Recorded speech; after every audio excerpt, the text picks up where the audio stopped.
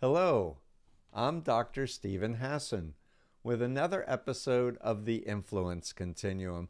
I have a very special guest today with me. Father Charles R. Gallagher is a historian, associate professor, Jesuit priest, associate professor of history at Boston College, which is just like a mile from here. We had the pleasure of having lunch together.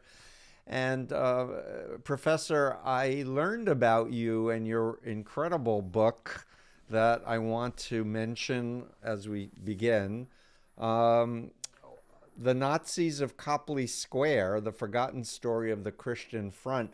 And I learned about your book on a Rachel Maddow podcast called Ultra, all about the Nazis' infiltration into politics and into the American discussion, radio, Father Coughlin, and the Nazis. And I went, holy mackerel, and I looked you up and you were nearby. And I'm so grateful for your openness to consent to this interview. So I really want people to understand his history helps inform us for the today and to prepare and protect ourselves for the future.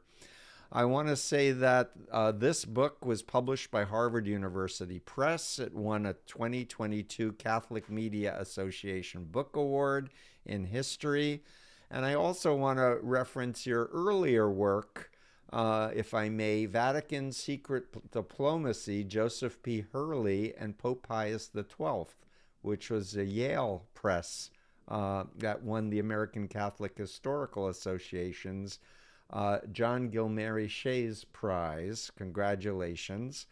And I'll just finish by saying you study the intersection of intelligence and religion and right-wing movements, the Holocaust, and the Vatican diplomacy. Wow. And you're currently teaching a course called Religion and Espionage at Boston College. Do you accept people to come in and audit, Professor? Because I'm fascinated by your work. Yeah, absolutely. We have a few seats available now in that course, although it's pretty tight, but the students are enjoying it, and we enjoy teaching it. Yeah, and I in looking you up and preparing for this, a former CIA agent did a review of your book, The Nazis of Copley Square, which was on CIA.gov. So it was like a really, truly validated, recognized, you did the good research and shone a light on a very important infiltration into American politics and history. And that was done by John D. Woodward Jr., who I believe is at Boston University, at least was. Correct. So with that, I'm going to ask you to just do a introductory thing about how you came to realize that there was a thing here, your background, as I learned from Rachel Maddow and your book, and what you learned. So teach us, Professor. Yes. So Steve, first of all, thank you for having me on your podcast. It's a real honor and privilege to be here with you. So I think the first thing that your audience might need to know is that I'm kind of an old-fashioned historian. I'm the type of person that searches around for stories that haven't been told, and in the academic world, that's a gamble because both the academic presses and your audience usually want to pick up a book which has an initial reference point for them. So usually a lot of my colleagues in academia, and then also those who write for commercial presses, will try and find a big topic which most people have heard of, and then connect up to that big topic in order to get the entryway into the narrative. I'm kind of just the opposite. I like to look for hidden stories in history. I like to look for people who are behind the scenes, people who haven't really been written about, But I think it's the behind the scenes people and it's the behind the scenes movements that really have impact on the flow of history and how the impulses and the intellectual strata kind of move forward and flow forward in history. So there's a part of me that's that while I consider myself an archive rat, I like to burrow into the archives and find material that people haven't looked at before. But there's also I find that I have to have almost a salesmanship or a salesperson mentality in trying to get the story out. Because if this latest book, that the Nazis of Copley Square, the subtitle is The Forgotten Story of the Christian Front. So I'm trying to make advances with a story that no one's ever heard about. Do you really want to be an author of a book about a story that no one's ever heard about before? It's a tough sell. But when I stumbled onto the history of that organization, I believed that it was a story worth telling. I believed that it connected up with impulses in religion, in terrorism, political action, fringe extremism, conditioned by religious impulses that not only hadn't been told, but I think those stories, those fringe stories, can sometimes tell us more about ourselves, can tell America more about America than the big narratives. Mm-hmm. And so that's why I kind of kept digging. I was persistent with the research, and I was lucky enough to get it landed at Harvard Press through an editor who really felt that it was an important story to tell. It absolutely is, and very timely, I might add, with the rise of the Nazis and neo-Nazis and the right-wing popularism and QAnon and all kinds of actors who want to undermine democracy and freedom of religion. Right, but if I can say, when the idea first came to me, some decades ago, but really I started doing the digging about 15 years ago, it wasn't really acceptable from an academic point of view, to research these fringe right-wing movements. What had kind of pervaded the field was that if you were an academic and you wanted to write about a group of proto-fascists or neo-fascists, there was the real academics would kind of raise an eyebrow. They'd say, what's this person doing? Because one of the main points was precisely not to give academic credibility to ideas from the right and from the far right. Because my book argues that all these people who become extremists, they're motivated by ideas. Many of the ideas are still resonant today. Many of the ideas are still mainstream ideas that were manipulated and distorted in various ways to move our people, or the people I look at, towards the fringe and towards the liminal areas. And so when I was kind of trying to get this published, it was really hard to get somebody to look at it. In fact, the first publisher I sent it to turned it down, both for ideological reasons and then other reasons. They said that the group, as you may indicate to your audience, the group had an attempt to overthrow the U.S. government in 1940. That plot failed. And again, to your audience, that was 1940. They were charged with seditious conspiracy, the same charges that have been bandied about in the press in the last 2 years. But they failed in that attempt, and they were never indicted. And so the people who were reviewing my proposal for the book originally said, well, they don't matter because nothing happened. And my view was, I think they do matter. I think that these ideas are being put into the mainstream as early as 1940. I think they tell us something, and they're combining with religion. It's combining with extremism. It's combining with fascism.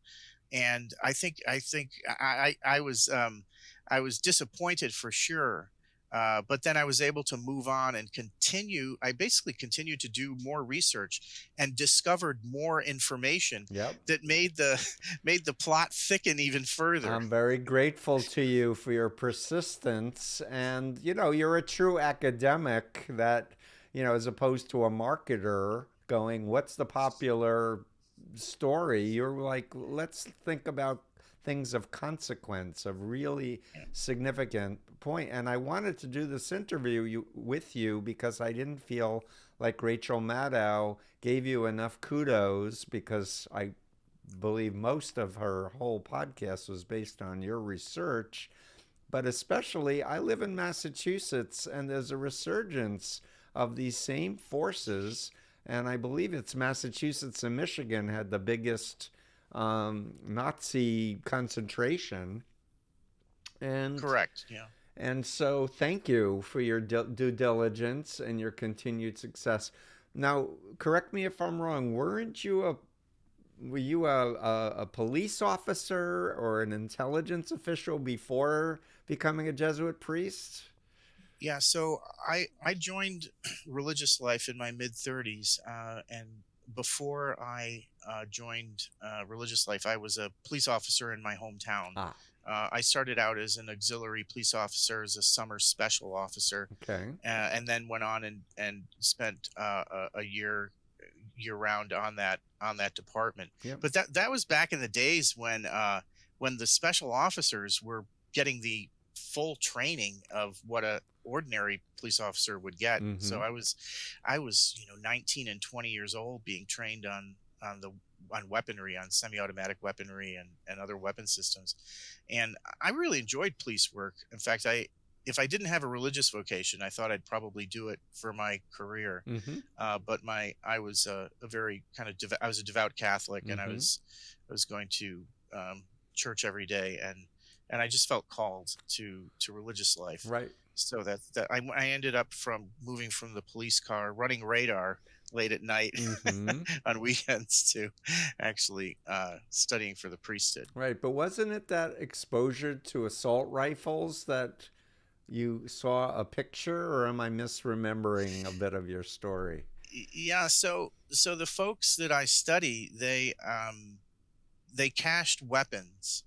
They were able to get a hold of military grade weaponry, and when they attempted to overthrow the government in 1940, a number of photographs appeared in the press at the time of them holding Springfield 1903 rifles. Your audience might not know what that is, but it is a huge rifle that shoots about a 3-inch shell. It's a bolt action rifle, and it's a weapon of war. It's entirely lethal. It was designed in the period just after the Spanish-American War, but it went and was the weapon of choice in World War I, and then was used also during World War II, replaced eventually by the M1 Garand. But these folks were very, very much attached to a gun culture, and with the backing of these pro-fascists that they were working with, they continued to cache weapons in that way. And I argue in the book that their plot should have been taken more seriously because it was so lethal. In other words, the weaponry was so lethal. Yeah. I was able to get FBI documents released that no one had ever seen before, and one of the struggles for me as a priest was where in the book I had to make a decision about whether or not to put in a paragraph which described how to make a pipe bomb. And to me, it was just chilling. It was captured in one of the FBI reports. Their informant had word for word kind of given a verbatim report about what the bomb maker was doing. And for about 75, 80 years, this group, the Christian Front that I write about, had always been dismissed as a bunch of clowns and crazies who were simply benign on the political spectrum, and they offered no threat. So one of the things I decided to do was to was to put that piece of the puzzle into the book, and it's absolutely chilling on what they were doing in their basements. And the reason I chose to include some of that material was because I wanted to upend what historians previously had been writing about this group, that they didn't, not only that they didn't mean anything, but that they were not a serious threat to national security. I wanted to change that narrative. Right. And when I was researching my last book, The Cult of Trump, I wrote about Father Charles Coughlin and his radio show that was listened to by millions of people. And there's a connection between him and the Christian Front, correct? Correct. Yeah. Father Charles Coughlin is kind of the inspirational leader of the Christian Front. The Christian Front is the paramilitary section of Father Coughlin's movement, the Union for Social Justice. And he started in mid-1939, he started a group called the Christian Front because, in his mind, the communist governments in Europe, who called themselves the Popular Front governments, were taking up arms against the institutional Catholic Church, and they were persecuting and murdering a number of priests and religious, particularly in Spain, but this had happened in Mexico 10 years earlier. So Coughlin wasn't buying this Popular Front movement as a kind of democratic government positioning. He saw them as true red communists who basically wanted to eradicate all religion.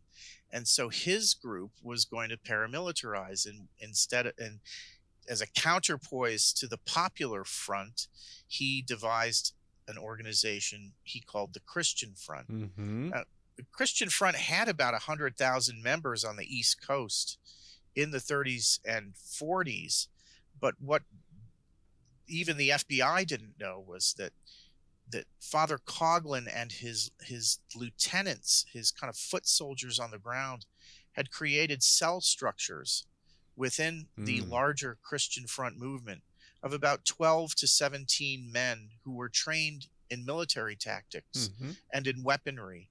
Those units, which they called variously the action committees or the country gentlemen, those units were paramilitarized and undertook military training. The larger members of the organization, they didn't know that those paramilitary cells existed.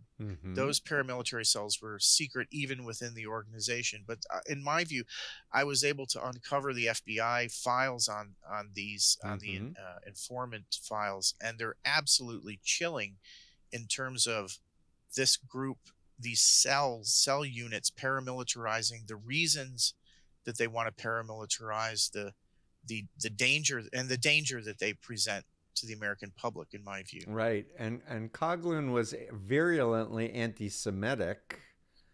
And correct. Yeah. Say a little bit more about also, is it Herbert Schultz? Oh, yeah. So Herbert Schultz. Please. Right. So Father Coughlin in Detroit, he is, as your audience may know, he's a very prominent presence on the radio in the 1930s. In fact, by 1938, they estimated he had something like 30 million listeners to his radio show each week. And keep in mind, there were only 120 million people in the country at that time. So about 1/5 of the entire population was listening to him. He becomes more and more anti-Semitic over time. And he becomes more anti-Semitic because he combines, he doesn't see any demarcation between Jews and communism. He believes, in fact, that communism itself is a construction of Judaism. It's a secularized religion, which is kind of contrived by Marx as a substitute for Jewish religious practice. So he preaches this kind of bizarre myth, which historians have looked at, called Judeo-Bolshevism, that Judaism and Bolshevism are symbiotic, and that they were symbiotic at the creation, that Judaism was present at the creation Marxism and Leninism, for that matter, Hmm. too. And so when Father Coughlin sees a Jew, he sees a communist. Hmm. So every Jew is a communist, and every communist is a Jew. The only real categorization Coughlin makes is whether the Jew is a practicing Jew or not. Hmm. Because with a connection to the Godhead, to a relationship with God, then he feels that no true Jew could actually be a real communist if they permitted themselves to be subject to the Almighty. That's interesting. And so he becomes much more radically anti-Semitic, and he gives permission for his own people to paramilitarize, because and actually his plot to try to take over the government is a plot in that is meant to counter what he saw as Jewish infiltration of the U.S. government. Right.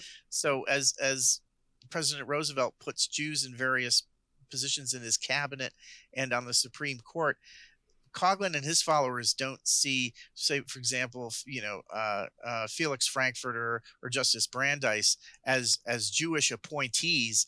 They see them as communist infiltrators of the U.S. government who are going to subvert the government. And that's how Coughlin gets his people to believe that it's okay for them to take up arms. Yeah. And to cash arms. And all I can say is I'm hearing a lot of rhetoric today about communists. Anyone in the Democratic Party that opposes the extreme right wing, they're commies, according to some of these spokespeople.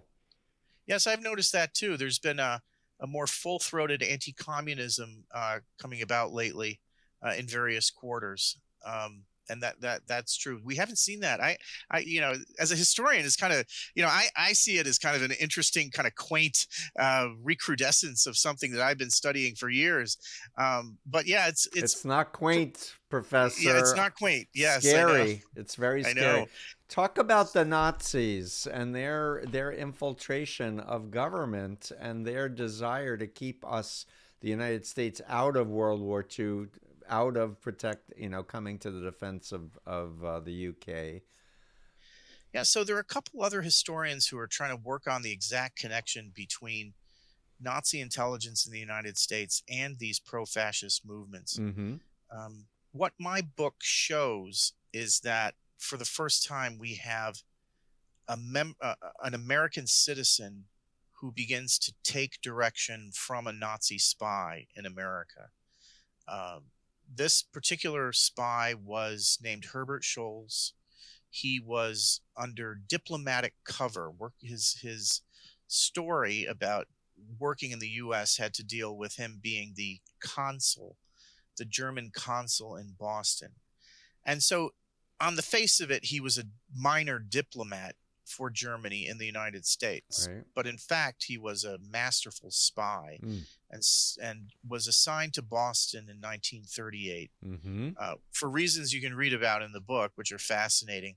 But he set up a number of spy rings in New England. And again, when I just say this kind of casually, no one knew this stuff before the book was published. I mean, no one really knew about it. And you found out because of FOIA requests, FOIA? Yeah, correct. Yeah, correct. I'm so grateful for your scholarship and that you're willing to speak out and educate us, because people are walking around not understanding the dots that are historical. Right. Please continue. Yeah, so I knew that in 1960, the State Department released an interview of this person Schultz after the war. The Army counterintelligence captured him in Italy, of all places, and they interrogated him. And that interrogation was not made available until the 1960s, and frankly, no one looked at it. But I actually went to the Truman Library in Kansas City, Mm. and got a copy of the original interrogation. And I was just fascinated because in the original interrogation, this guy Scholtz is asked after the war, kind of like, oh, could you give us the Department of Justice asked, could you let us know what you were doing in Boston when you were the consul there? Right. And it was amazing. He basically spilled the beans. Mm. He said, oh, yes, I was working with this guy, Francis P. Moran. I gave him a code name. Moran was fluent in German, which is a fascinating story anyway, because he's a working class Irish Catholic from Boston.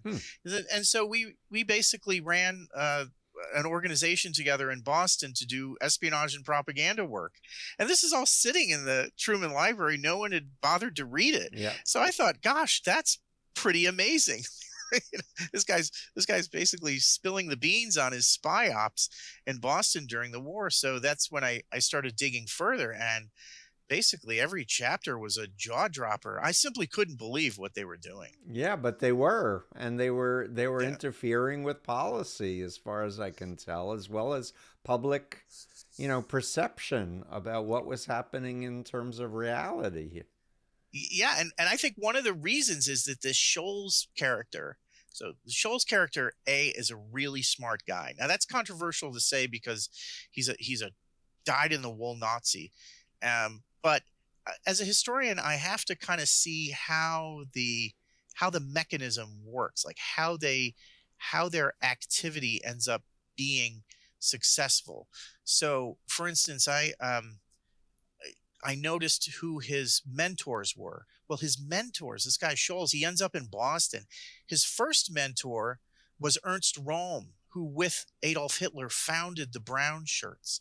And then from the Brown Shirts, he was recruited by Heinrich Himmler, the architect of the Holocaust. Yeah.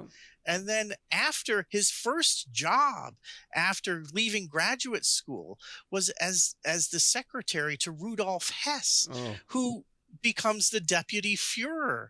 Okay, so this is where, when I began the interview earlier, these people who are behind the scenes who nobody has ever heard of, Scholtz is one of those. But Scholtz when Scholtz is sent to Boston, they're not just selling they're not putting some flunky in Boston. They're putting a machine in Boston, a real Nazi killing machine in Boston.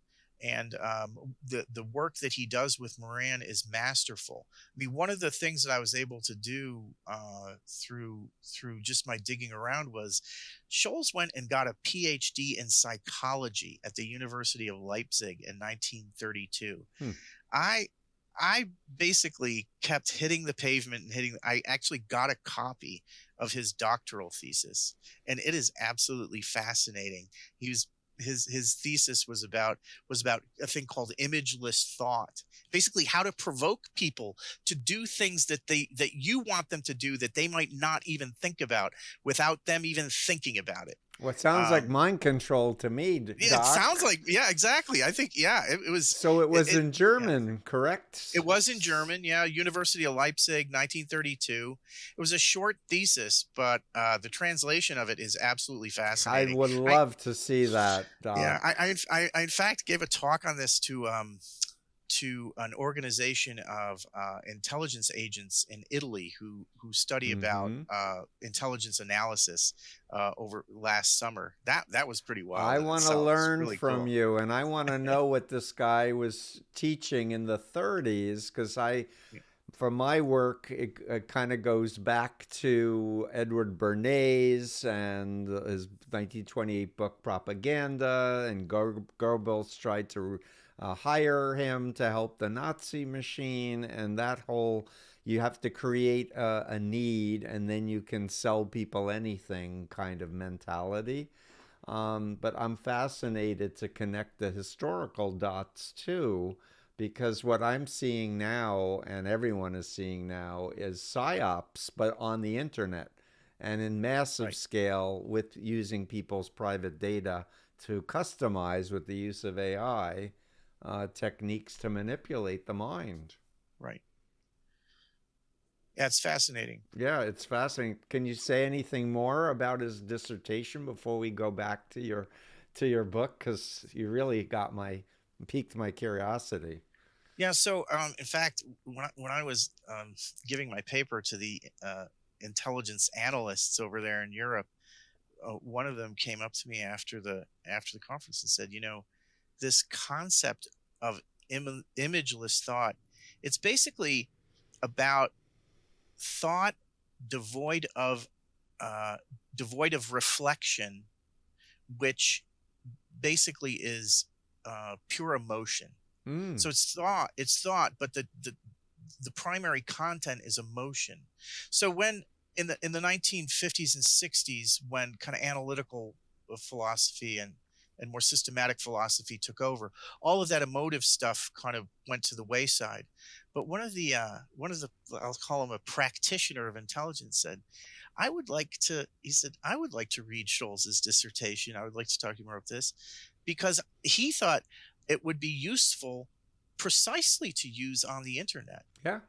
That the idea of how you create thought without reflection, to kickstart action, was very appealing to this particular guy, who probably, for all I could, you can't ask questions to these people, was probably involved in Psyops of some sort or another. There's no question, and that's exactly what's happening with the radicalization online. Is what people need to understand from my research and my work is that we like to think humans are rational beings, but we're emotional beings who rationalize, who we have feelings, and then we generate beliefs to fit that, or motivate people to do behaviors that are so dissonant from their conscience that once they do it, they start altering incrementally their belief system to the point where they can believe the opposite of what they believed previously. Yeah, absolutely. And so in my book, I think my readers, and I think political historians, wanted to see Scholz as a spy in terms of him being formally trained as a spy in spycraft, in tradecraft. What academy did he go to through the SS to be trained as a spy? And my view in the book was Scholz was a masterful spy, but not because he was constricted by a curriculum. He was a masterful spy because he did a PhD in basically how to motivate people to do things without them even knowing it. Yeah. That you're motivating them. I mean, he wrote a dissertation on that. And that's precisely what he does with Moran in Boston. Mm-hmm. Moran, again, for your audience, is the leader of the Christian Front, Father Coughlin's group in Boston. And I argue in the book that Moran and Scholz get up to all sorts of no good, both during the war and after the war. Mm-hmm. In Boston. The group is shut down and goes underground. And I argue in the book, in some ways, the group is more lethal underground than they are when they're above ground in the late 30s and early 40s. Yes, absolutely. Oh, Professor, I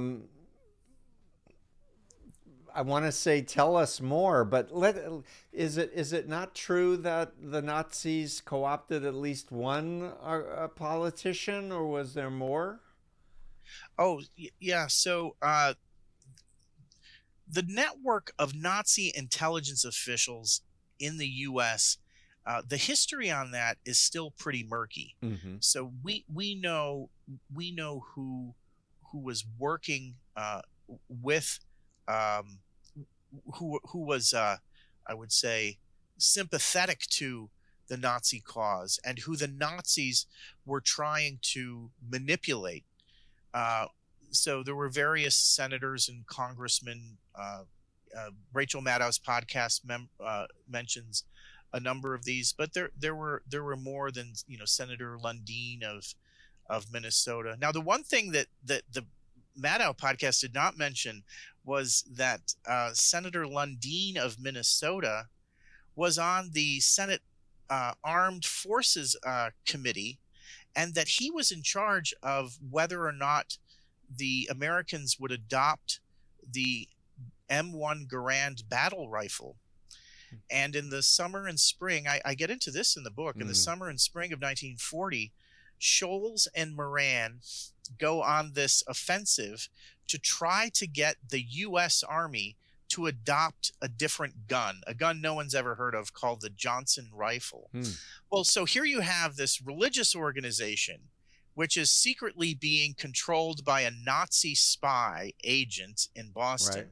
And that religious organization is trying to push Congress to adopt a battlefield weapon for the U.S. Army known as the Johnson rifle. Well, everybody think, well, this is kind of preposterous scheme. Why would the Germans want the Americans to adopt this unknown rifle? Well, basically, when the first customer to buy Johnson rifles were the Netherlands, the army of the Netherlands. And when the Germans invaded the Netherlands in May of 1940, I should say, they came across a whole stockpile of Johnson rifles. And so they had the specs, they had the technical specs to the Johnson rifle, and therefore they could outgun the Americans on the battlefield if they were to reverse engineer it. This sounds strange to our ears, but the German army and engineers did not know how to produce a semi-automatic rifle. But the Americans were great at it, and the Johnson rifle, which no one's ever heard of, an American rifle, was really terrific at it, and was really terrific engineering. So that's why the Germans wanted the Americans to adopt that, and so all these senators were being pushed by Senator Lundeen of Minnesota to actually adopt the Johnson rifle, and instead of it being kind of an autonomous push by Lundeen, it was actually being pushed by the Nazis. It's just no one could connect the dots. Right. That's amazing and so upsetting. I can't help but say, I just learned this morning about Marjorie Taylor Greene getting on the Department of Homeland Security, and this is a representative who is espousing QAnon, who is claiming the 2020 election was stolen and Trump won it, just completely non-supporting the Constitution and rule of law currently. And now she's wangled her way into a very powerful position where she has access to all kinds of secret information. It's very upsetting. I gotta say, I mean, I was astounded, when there was a book that was published in 1967 that was pretty convincing about Lundeen having secret meetings with German officials in the embassy in the lead up to World War II. Now, was he giving technical secrets to the Germans? It's unclear because we just don't have that material. But yeah, there were senators. There was Congressman Jacob Thorkelson, who was trying to get Hitler's speeches published in the Congressional Record. There were kind of a number of different kind of pro-fascist. Well, the other thing too is most of Congress was isolationist at that time, and kind of that was considered to be kind of almost anti-Rooseveltian, and they tried to cast the isolationists as being pro-fascist, but in many cases they were just simply kind of rudimentary isolationists. Yeah, but I come back to Coughlin, 30 million listeners to his incendiary radio show, and radio was the tech. Like now we have Facebook and other social media, but there was a lot of people listening, and as we know from social psychology, a lot of politicians listen to their constituents, and if constituents are being told to contact their congressmen and senators and stay out of the war, then they're going to be believing that that's what the general good of the public is about.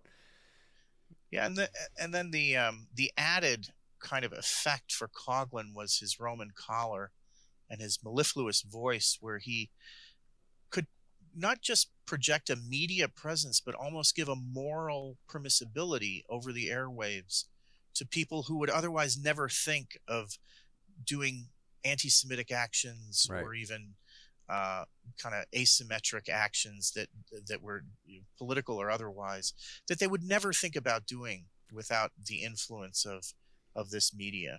The media, and we know from psychology that people will follow an authority figure who speaks with certainty and authority, and I do think his collar gave him extra authority in terms of persuasion.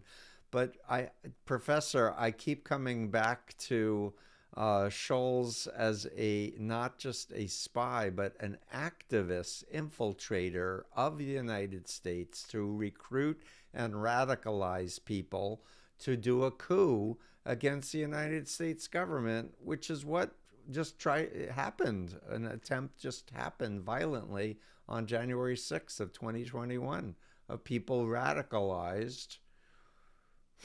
Yeah, well, one of the more chilling points about that is that nexus that you just described has gone unknown until my book was published in late 2021. Nobody knew about that. I know. That's why when I learned about you, I'm like, holy mackerel, this is really important. Yeah, I thought it was just jaw dropping myself. I mean, I couldn't believe it. And you sit back and not only is this happening, but they're violating all sorts of laws all over the place. Right. And in fact, they're violating the same laws that are on the news cycle that you just go home and watch on the TV. Right. It's crazy. A lot of those laws that politicians today are bringing up in all their investigations, those were first put on the books in the 1930s, 19-teens, 1930s. Right. And so it's almost surreal to kind of be a historian of this type of movement. But to your credit, your due diligence, your curiosity to unearth this, I think it has global repercussions from my point of view. And as you were talking about the dissertation by Scholz, I remembered that I like to talk to ex-CIA folks who talk about things that they are allowed to talk about. And in particular, a couple of ex-CIA people told me that they all used a book called The Interrogator about the most effective person who could interrogate a prisoner and get all the information out. It was a Luftwaffe Nazi, and the complete opposite of what was done after 9/11 with waterboarding and torturing people. This guy would bring food and treat people with respect and find common ground of, oh, you're a family, you're a father, I'm a father, how old is your kids, and just really build an emotional relationship. And people would spill over time effectively, and I believe that's how we found out who did the 9/11 mastermind, was through that approach versus the torture and putting people in Guantanamo Bay to threaten them. But I want to come back to, we need to learn what works. And historically, even if it was used by enemies of democracy, they had insights into the human mind. And a lot of people don't know Hitler studied his reactions in a mirror and perfected his speaking tone. He was someone who was sensitized to the whole issue of hypnosis. I think he was hypnotized as part of his treatment for trauma. But I think people don't get the evolution and development of understanding of how minds can be hacked, essentially. Yeah, so maybe I should have said the initial reason that Scholz was sent to Boston was to run an intimidation campaign against the former chancellor of Germany, the longest serving chancellor of the Weimar Republic, a guy named Heinrich Brüning, who was living in Boston. Interesting. So the press didn't know about it, the FBI didn't know about this, but Brüning was actually teaching courses in political science at Harvard in 1937 and 1938. And he began, after Kristallnacht in 1938, he began to make pretty vibrant speeches against Hitler. And so this is why Scholz was sent as the consul to Boston, because clearly Brüning had gotten the attention of Himmler and gotten the attention of Hitler. And so they sent Scholtz, who carried himself as a 6'2" former brown shirt thug who had in his teens beaten up communists routinely in the streets of Berlin and Munich. And so he's sent to Boston, and he concocts a newspaper story which he sends to Bruning's office in Boston. And he concocts a newspaper story. He says, we have a transcription, and it's all written, typewritten, double-spaced, of this story coming out of Marseille, France, indicating that you have said this derogatory comment about Hitler. And he sends that to Bruning's office at the political science department at Harvard. And Bruning opens it up and writes across the top in big capital letters, just one word, fake. And he sends it. Fake news. It was fake news. Yeah. And he sends it back to Scholtz, and Scholtz sends another letter registered, but now this time Bruning won't have anything to do with Scholtz, and he says, contact my lawyer only. Scholtz sends a letter, and the indication is that Scholtz seemingly indicates, I know the addresses of all your relatives back in Germany. Oh, doxing and what the Chinese are doing now. That's all he has to say. Yep. And so then Bruning was taken off the playing field. Yep. He no longer uttered any derogatory statements against Hitler for the rest of his life.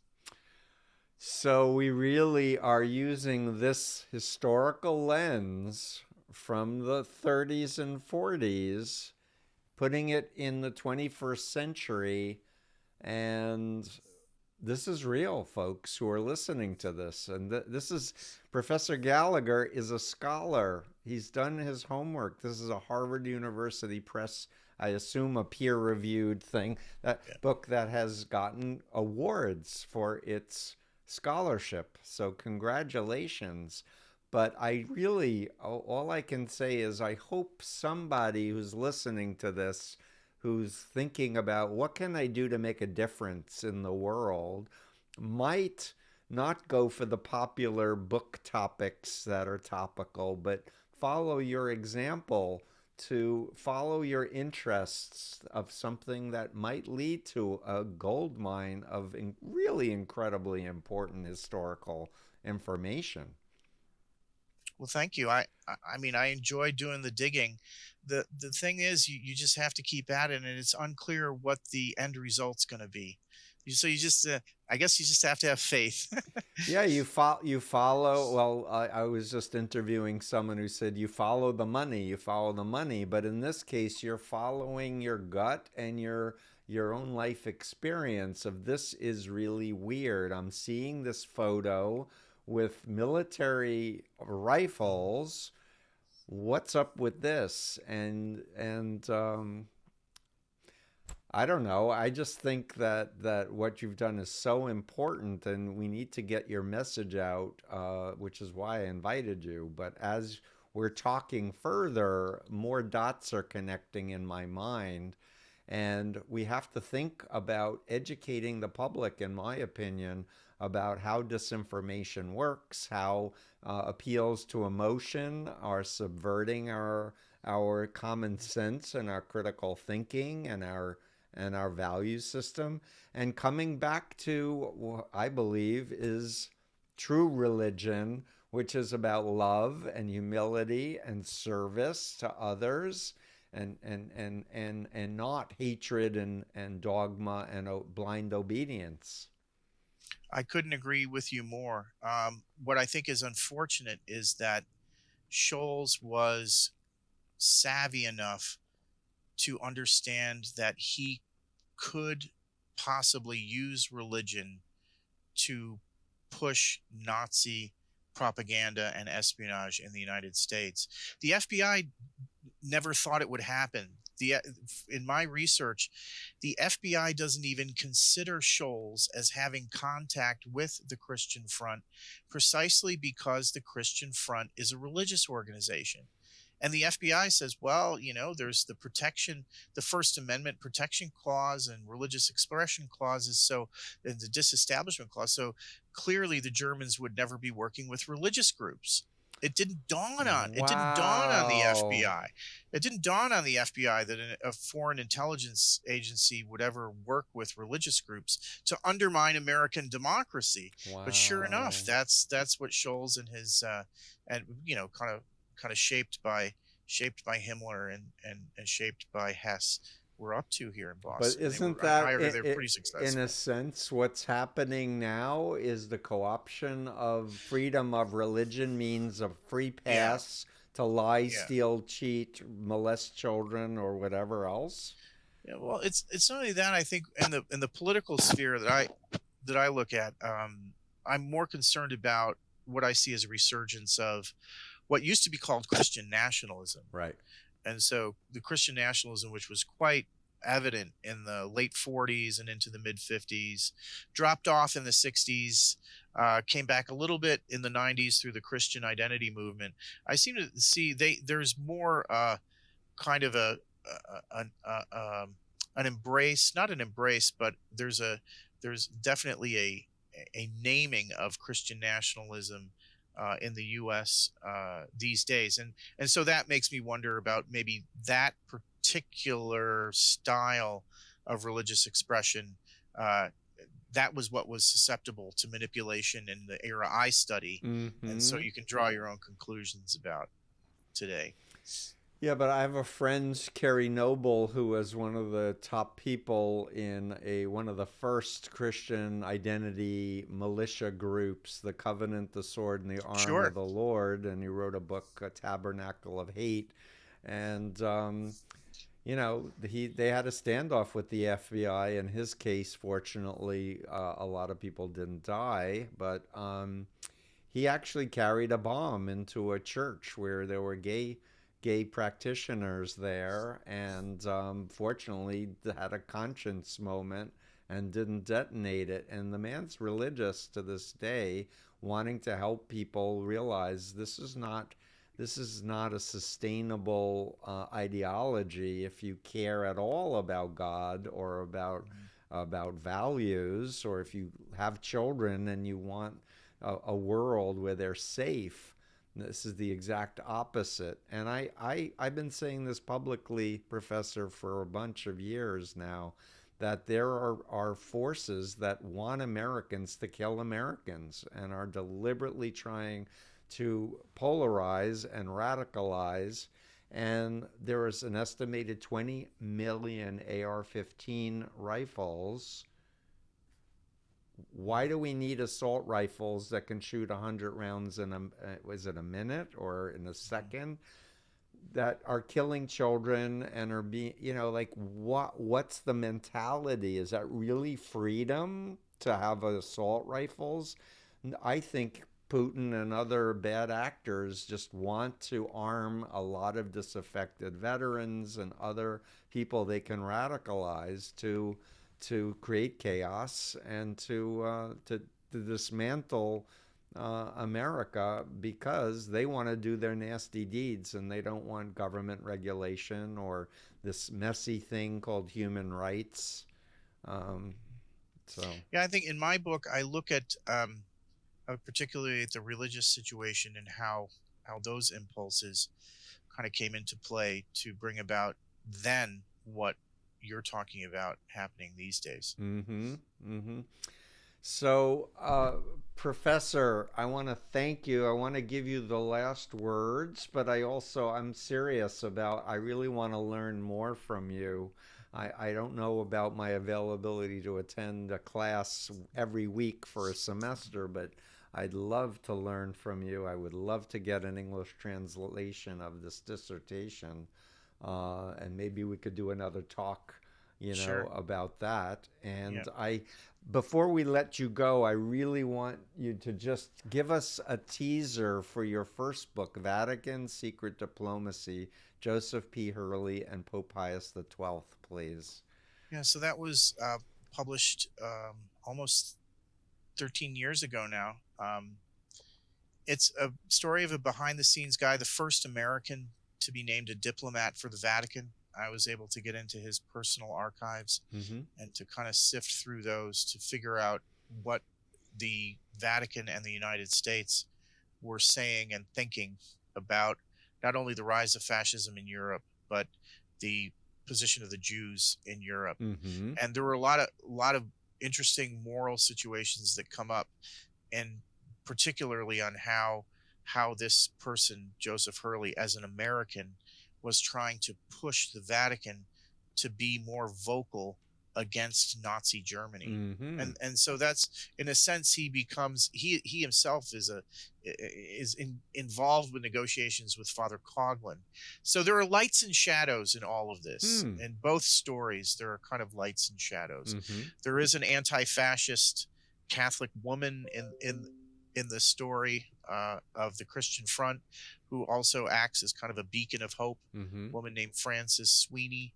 She becomes an anti-fascist working against Father Coughlin.